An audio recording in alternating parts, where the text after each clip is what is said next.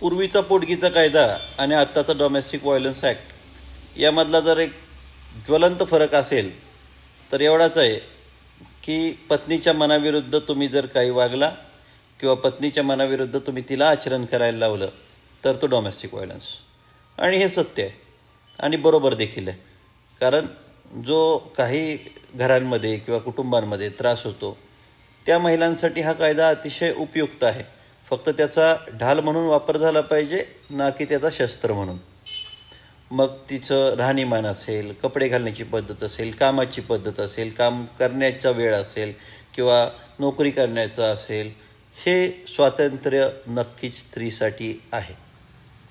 आणि या स्वातंत्र्याच्या विरुद्धच गेलात तर आपण डोमेस्टिक व्हायलन्स ॲक्टखाली आपल्याला शिक्षा होणार म्हणजे होणार, पोटगी असो किंवा अन्य काही असो. त्यामुळे या कायद्याच्या किंवा या स्वातंत्र्याच्या आड न आलेलं बरं.